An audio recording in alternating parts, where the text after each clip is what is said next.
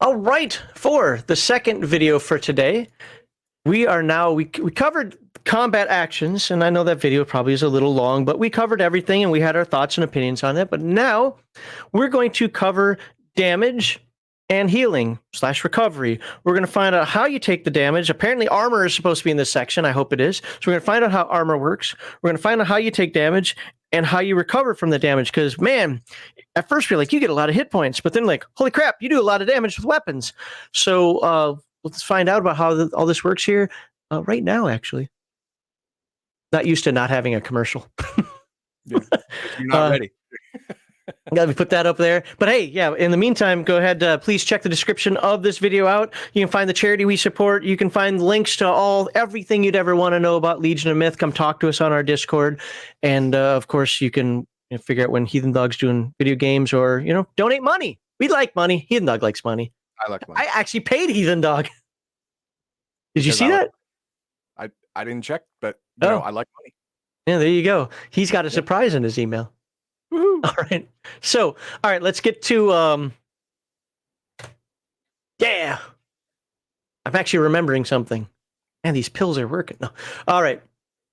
So, damage. Life as an adventurer is hard and risky. The rewards may be great, but the only thing you know for sure is that you will suffer all sorts of damage along the way. Taking damage reduces your hit points. Okay.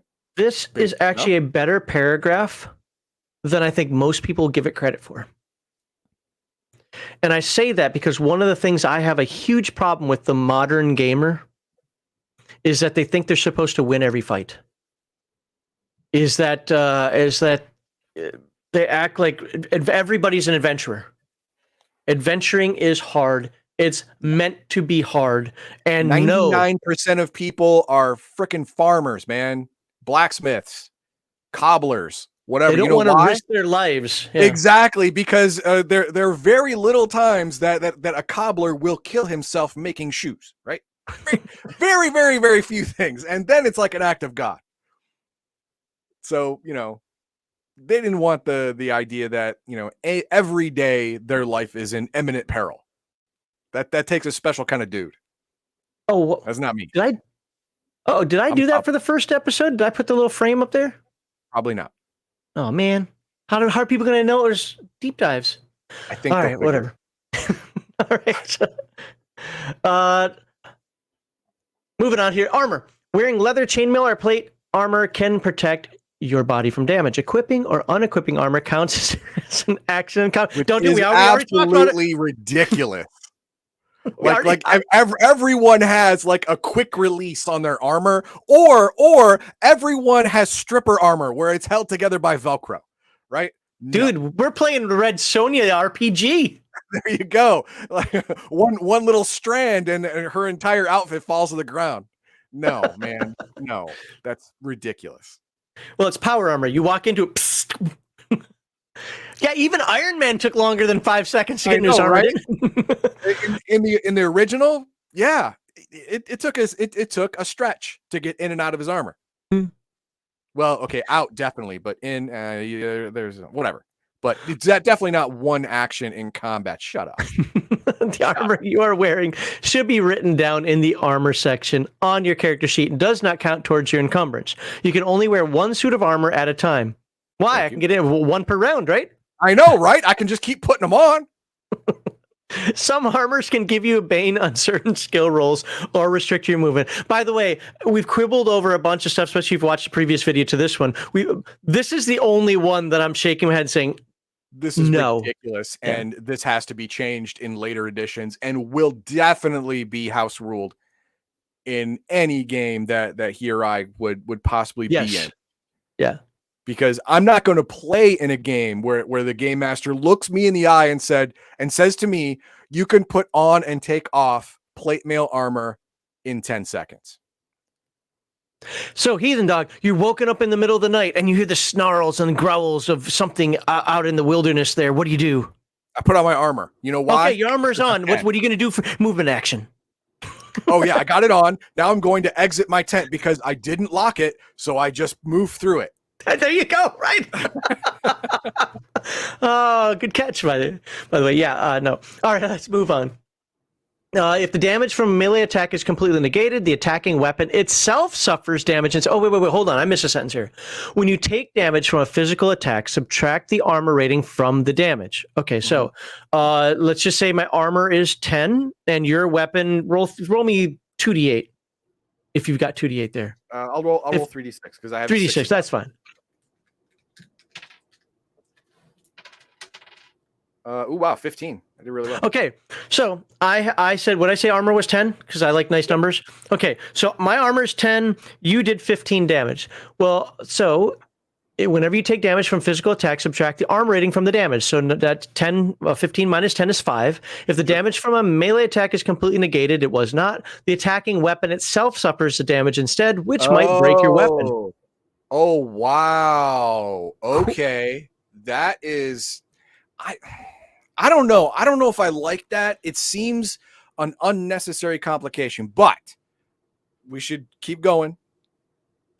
But theoretically, if it went the other way around, if I had 15 armor and 10, and you did 10 damage, your weapon only took 5. So barring maybe a knife or something, it probably doesn't really matter. You'd have to roll like really crap. No, I get it. Realistically, I understand it.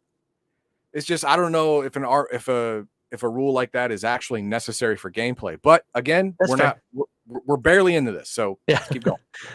All right, helmets. Which might break. Okay, helmets. Your armor can be combined with a helmet, which further increases your armor rating. Equipping or unequipping a helmet counts as an action, so it takes just as long to put on your helmet as does your helmet. And it does a whole set of armor. Shut the. So in 2 actions, can I use my movement action? No. So I'd have to use. So there'd be 20 seconds. Okay. 2 actions. Yeah. I can put on my full plate, everything except my helmet.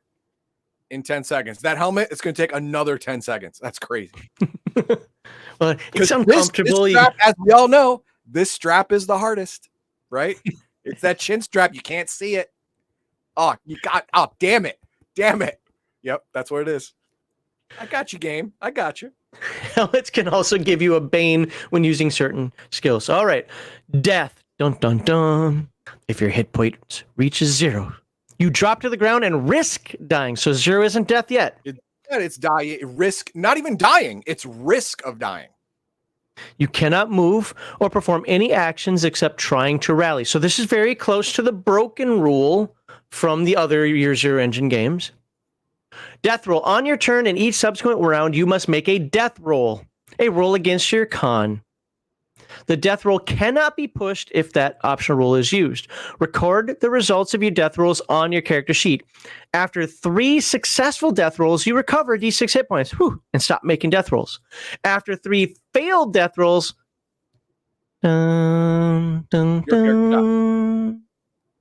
you done, boy. Rolling a dragon counts as 2 successful death rolls, and rolling a demon counts as 2 failures. That demon's coming for you, man. He's coming out of the abyss, grabbing your soul. If the combat ends, keep counting rounds until all death rolls have been made. Any failed death rolls are reset if you survive. Reset? Wait, what? No, if you survive, you don't hang on to those failed death rolls because you're not dying anymore. That's erased. And if you start dying again, it starts over. That's what it's trying to say. Is it though? Yes. The combat ends. If the combat ends, keep counting rounds until all death rolls have been made. Until you are either dead or not dying anymore. Any failed death rolls are reset. So it's counting. Got it. It's counting all 3. Yes. Now, the problem I have with this is after 3 successful death rolls, you recover a d6 hit points, which means you can just pop back up. Well, we'll see. What the other Free League games come with critical injuries. Okay. So what I didn't like about the term here is it calls every individual roll a death roll. But my understanding of this is that this is if you make it through all of your death rolls every round, success, fail, fail, success, success. Okay, you're up or you're alive. You get the d6 after that. It's just waiting for all of that to go through. Failed in this case means ultimately failed. It means you've hit the 3 mark. Right. Exactly. Yes. So if you succeed, all of your potential failures are no longer added up. It's just the rest of the paragraph. It should have said after 3 or after 3 successful or something like that. Anyway, let's just move on. Additional damage. If you suffer additional damage while at 0 hit point, it automatically counts as a failed death roll. Okay. So wait, if you suffer additional, it doesn't say how much damage. So No, you still have to be poked I'm 3 waiting. times. I was waiting. What if you know, some dumb chick, her house got thrown up in a tornado and the house landed on me. I'm not dead because it doesn't matter how much damage took. It's only one more source of damage. Damage types and armor if the optional damage. Okay, leather and studded leather gain +2 to armor rating against bludgeoning damage. Optional modifiers. Optional modifiers. +2 to armor. Okay, against slashing. All right. Rally. Another player character within 10 meters, so that's 5 squares, and earshot can persuade you to rally and keep fighting despite having 0 hit points. Stop being a pussy! What? Stop dying, stupid! Yeah, no, right. man, that never works. I don't even want to listen to this anymore. That's just dumb. Despite having 0 hit points, this counts as an action. If you rally, you can continue acting as normal, but must keep making death rolls as described above. You even try to rally yourself, rolling against your willpower with a bane. What? So you can convince yourself, I can push through, man. I can push through. I actually agree with that more than I do the first half of this. If you want to go all Monty Python Black Knight thing, it's only a flesh wound. You want to play a game like that? Fine, do it. Well, to be fair, we've only talked about hit points, and hit points are abstract damage. We haven't talked about real wounds yet. In most Year Zero games, hit points just means you're up or down. It's the wounds that do the damage. That mess with you. What you're doing is you're giving yourself a lot of rope to when they have no adverse conditions. You're just then I'm gonna go then I'm flipping the script completely. Yeah. So, saving life. When you have 0 hit points, another person next to you can save your life with a successful healing roll. Without bandages, they get a bane. Without bandages, you're bleeding out. Yeah. You're bleeding out. Put my hand over keep it down. Where's my staples? No. Right. No. Somebody give me some straw, something. I don't know. Throw it in there. You got any maggots? I get that. Okay, that's multiple attempts are allowed. I was kind of surprised you even get a bane. I would say without bandages, you're screwed. But okay, you know what? A bane to the roll, fine. Multiple attempts are allowed. If the roll succeeds, you stop making death rolls and recover D6 hit points. You cannot save your own life in this way, even if you have rallied. You're bleeding out, buddy. Wait, additional healing rolls. What's that? I mean, if you're still moving around and you got a big gaping chest wound, plug it, dude. Just plug it. Additional healing rolls have no effect. This is it. See that? No more sucking chest wound. I plugged it. You hope. Additional healing rolls have no effect once you are no longer at 0 hit points, except when resting. Magic can save lives as well. Well, thanks. Instant death. Oh, this should be good. Oh, here we go. You don't record negative hit points, but if a single attack reduces your hit points to a negative score equal to your full hit points, your player character dies instantly. Okay, did you see the number of hit points that people had? All right, Dorothy hit me with that house and I died. Okay, fine. All right. Got it. You know, I was going to complain about this. They had this in here. I'm glad they had this because there's so many people who would abuse that. Yeah. Well, and at first I was going to complain about this because I was like, wait a second. It's almost impossible to kill somebody that way. You're going to have too many hit points to get double because effectively you have to kill somebody, get, down to that negative. I suppose you could whittle them down, but monster attacks, dude. Monster attacks can be crazy powerful. Sure. So now I'm like, and like you said, the dropping of the house. A monster attack could be like dropping that house. Now I get it. Now I'm okay with it. Yeah. Okay. By the way, just to read it here, time to honor the fallen adventurer and create a new one. There's no plot armor, baby. You did done die. Dies instantly. You don't get to house rule that out. I've demanded. Exactly. When an NPC reaches 0 hit points, no death rolls are made. The GM decides whether the person lives or dies. This is one of those cinematic things that you can just do to give a last word or just say, okay, you killed them. Let's move on to the next one. So you're not wasting time trying to figure out, well, this one lived, that one not lived, whatever. However, an NPC dies if hit by an instantly killing attack, just like a player character. All right. Okay. Severe. Oh, thank God. It looks like it's redeeming itself. I don't like that it's in the green. It's optional. I know it's optional. That's what I'm saying. Like, what? That's if you've not been reduced, if it's optional. I'm sorry. Well, this optional rule will get used. If you've been reduced to 0 hit points but survived, you risk severe injuries that can take a long time to heal and even have permanent effects. I love it when games put that in there. The game that I'm making is built completely around that premise. Make a roll against con. If you fail, roll on the table below. The healing time is half if you rest and get medical care for at least a shift per day. Wow. From a person who makes a healing roll. That means you need to actually be in primary care. I mean, a shift is no joke. That's 8 hours of care that you're 6 to 10 hours of care that you're getting a day. Skill levels that are reduced by permanent injuries can be relearned. You're just learning to work around your brain handicap. damage. All right, roll me a d20. Sure.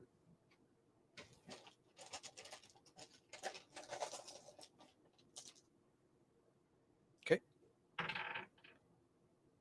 7. All right. What does 7 say? Broken ribs. Bane on all skills based on strength or agility. Healing time is a d6 days. Have you ever had broken ribs? I have. That's not a d6 days. That's not d6 days. That's it. It felt more like d6 weeks. Yes. Yeah. And I only had fractured ribs. Well, hang on. No. It hurt when I breathed normally for d6 days. I'll give it that. Wait, but were if I yours broken or fractured? Oh no, yeah, it was just fracture. Yeah, same here. Yeah, but yeah, it hurt when I breathed for, I would say, d6 days. But for weeks afterward, when I did anything that required any kind of strength, I'd feel it. Yep. I got kicked in the chest doing martial arts. Broke or fractured 4 ribs. All right. Let's look at conditions. Now, if you remember, there's one condition per each attribute. Sure. And I've had people say, especially with the other games, when you only have 4 attributes, that's not enough. That's it. Look, man, you call it what you want, but in the game terms, it's going to be this because it's only going to affect 1 attribute.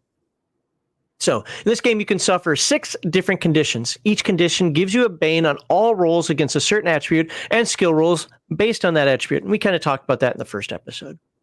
Suffering a condition. The most common way to suffer a condition is to push your roll, which I don't know why that's an optional rule. Don't make that an optional rule. That's part of Free League, man. It should just be part of your game. You must then choose a condition and describe how you get it. You can suffer okay, I guess that's the end. You can suffer conditions in other ways as well. For example, because of monster attacks or spells. Makes sense. Multiple conditions. If you suffer a condition that you already have, you must choose another condition. If you have all 6 conditions, you instead lose a d6 willpower if you suffer another condition. So if you have all banes, now you just hate life. You're just like, whatever, man. Your will to live has literally been sapped away. Yep. Which I get. I get it. And if you lose a d6, or if you're out of willpower, you instead lose hit points. Because you've literally lost all your will to live. And now you're dying. I get it. You can heal 1 condition of your choice during a stretch rest. So that's 15 minutes. A shift rest heals all conditions. That's a 5e thing, the short rest versus long rest. I disagree with this. Like that at all. Yeah. I mean, if you have every condition and oh no, 6 hours of sleep, I'll be right as rain. No. Yeah. All right. Sorry, man. Somebody said earlier that stop. We've gone through combat and damage. We've gone through conditions. And now we know that no matter how much damage you take, you cannot get a condition. There's an optional rule for a permanent damage, but it does not stop you from just healing 1d6, popping back up, getting right in the fight after taking a lethal amount of damage. Well, fair. Yeah, if you're not using the optional rule, again, because I'm used to the Free League games and I like them anyway, I would absolutely use these right here. I would use it too, but according to the base game, going to 0 hit points, going back to 6, going back to 0, going back to 6, you could die 2-3 times in a row and not even be exhausted. Well, we'll read what healing and resting has. Maybe they're more conditions, not conditions like this, but they're more concepts in there. What I've noticed is somebody said earlier that this game isn't that much like 5e, and I get that. I understand what you're saying. It doesn't have all the 5e bloat subclasses and so forth, but it's these things like this: advantage, disadvantage, boons and banes, short rest, long rest, okay, stretch rest, shift rest. Those are the things that are decidedly 5e that I don't always like. No. So, I mean, advantage, disadvantage is actually something I do like. I think it's simplistic. It's fine, but and I like it here because it's not stacked onto it with a different mechanic. That's great. Right. All right, what do we got? Healing. All right, rest and healing. So lost hit points and willpower recovered by resting. There are 3 kinds of rest: round rest, stretch rest, shift rest. Round rest, like take a breather. Let's find out. Let's. You know, I'm not going to judge yet. While resting, you cannot perform any actions that require die rolls or willpower. Okay. All right, here we go. Round rest. A quick rest that lasts just a single round. During a round rest, you recover only a d6 willpower, no hit points. You can only have one round rest per shift. Exactly. You get 1 breather. I'm in. Points. I like this. I like this a lot. You get the will to fight back by taking a moment and stealing yourself. I get that. That's awesome. I like this. Mm-hmm. This is good. Yep. And it's a could have gone bad. It didn't. You could roll a 1, but you need 3 to activate that ability. Yeah, oh well. Sorry. Stretch rest. A short rest that lasts for only 1 stretch of time. During a stretch rest, you heal a d6 hit points or 2d6 hit points if someone else is tending to you and succeeds with a healing roll. The caregiver Well, remember there are a lot of hit points in this game. I understand, but I would have to know how much you get for a long rest to make a good judgment. That's fair. The caregiver cannot rest during the same stretch and can only heal 1 person during the rest. So I hope your healer's not hurt. Where's my mouse? During a stretch rest, you can also recover a d6 willpower points and heal a condition of your choice. If something dramatic interrupts your rest, the effects are lost. You can only have a stretch rest once per shift, so you can't do this every hour throughout a shift. Or every 15 minutes. This is one of those things. Right. This is one of those things that in 5e I hated hearing. Okay, so how do you push the party? How do you actually kill the party? Well, you have to keep interrupting their rests. Really, that's it. Now I know there's more to it than that, but it's like, so the one real mechanic to mess with the party is to keep interrupting their rests. That is boring.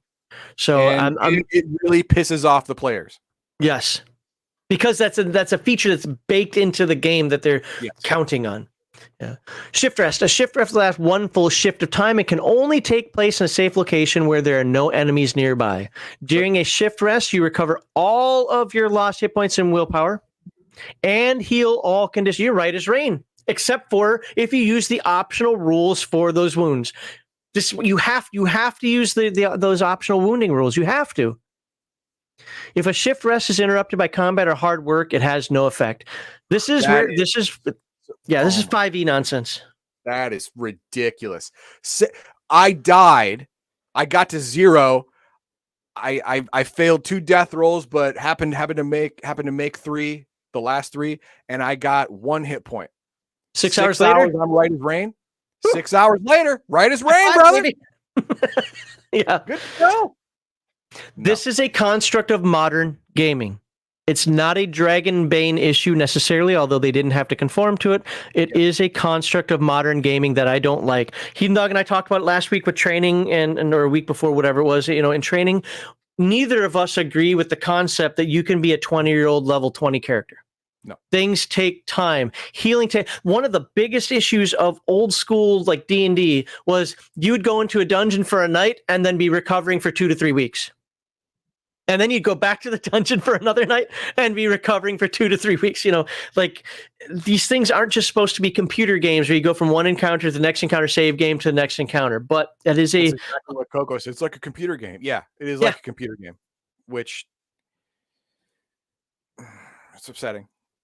Yeah. It's upsetting. All right, where are we? Shift rest is interrupted by combat or hard work. It has no effect. Hard work, I like that. I got to be lazy tonight, man. I'll do the paperwork. You guys haul the rocks. Yeah. Magic. Spells can allow you to heal hit points more quickly than usual. Got it. It's magic. I get it. Yeah. Okay. All right. I think. Yeah, because we're going to cover other hazards. Let me just verify on what page is this? 52. So yeah, we're going to cover other hazards and miscellaneous combat in the next video. So that is it. That is everything to do with your normal damage and healing. I will say, I don't know if Heathen Dog agrees, but I will say that with the caveat of the putting on armor instantly, okay in action, and the 5e concept of short rest, long rest, I like it. But those are almost deal breakers for me. Yeah, especially that short rest, long rest thing. And if you don't use the optional permanent damage table, there is no downside to being brought down to 0 hit points and coming back. None. Yeah, it's a pure power fantasy game then. Yeah, there's no downside. You may as well be playing a straight up anime game at that point. And by the way, I got a better game for you if you want to play an anime game. I got a couple of them. Earth Dawn, because I used to tell people a long time ago, you start off weak, but you turn into anime characters in that game, right? Yeah, Flying. but it has the excuse of magic everywhere, literally everywhere. There's magic, so I get it. This one is like the friggin' barber dies, gets CPR, he bounces back, and like, oh okay, give me a couple minutes and can you taper that, please? You know, no problem. No, ridiculous. Absolutely ridiculous. And remember, haircuts heal a condition. Shh. You're right, they do. Yes. All right, what are the comments that we got? Okay, we don't know a lot, but we got here is this one you did. Sandef said, my OCD has me watching all your videos from the beginning. I'm up to 2 years ago. Well, here's the interesting thing. He's watching on Rumble, and Rumble no longer sends our videos from YouTube over. It hasn't for months now. So I appreciate you watching on Rumble, but our full library is not there because the auto uploader doesn't work. Also, just going to say this. We have about 1,500-ish videos open to the public. If you were to become a member, oh, here we go. You'd have over 4,500 videos available to you. And I would say that only about 1,800 of them are garbage. 2,000, whatever, tomato. There you go. Malwinius from York. I've never played and do not own Dragonbane, but I heard a lot about it being a good first entry into the RPG genre. And I understand why you'd hear it. It for the most part, it's very rules light, very easy, quick. We have quibbles and we have a lot of quibbles and a couple of full stops with the rules, but all of that can be house ruled effectively. And yes, I think it is, because I think like he was saying, it's rules light enough where you're not tripped up. I mean, the book is, I don't have it here. The book is thin, but we're doing this in 4 weeks. Even Alien was done in 10 weeks, right? Yeah. So yeah, I would agree with that. Whether I like it or not is a different story. To be fair, I do like it. Those two things are just really annoying to me, but I do generally like it. And I would say, yes, if I were to recommend somebody a game to start with, I think this is easier than even Forbidden Lands. So. All right, then we got Squirrel Hermit. Concerning Dragonbane, rules without incorporating optional equals basic rules, with optional equals advanced. Fair enough. Yeah, I mean, that I can get behind that. Yeah, if you just use the basic rules for healing and combat and stuff like that, it gets a little anime, little too little too fantastical, even for a fantasy game. Well, I call it whack-a-mole. Not high magic. Up, down, up, down, up, down, up, down. Exactly. You're a weeble wobble. You don't fall down. You go to zero, come back up. You go to zero, you'll come back up. What's the downside? Yeah, there isn't one. But I think he makes a really good point, though. Like even BattleTech back in the day had we'll call it the basic rules and then the real rules, the more advanced rules. I forget the terms that they use, but yeah, learn how to play the core game first, then add that other stuff in. So as experienced gamers, we see all of this and it's no big deal. But if you're brand new, I can see start off basic, then go to advanced. and then you'll have the experience and knowledge necessary to cherry pick which advanced rules that you want. All right, so I did. That's it. Okay, cool. Well, we have one more video left. That one is going to be on hazards and miscellaneous combat issues. It's going to be, it looks like 4 pages and 2 pages. Is that 2? Yeah, it looks like 4 and 2 pages. I'll be doing something towards the back of the book also. So that's going to be it for this one. And then next week, we cover magic. So I look forward to seeing you if you want to learn more about hazards and other combat options, or next week in magic.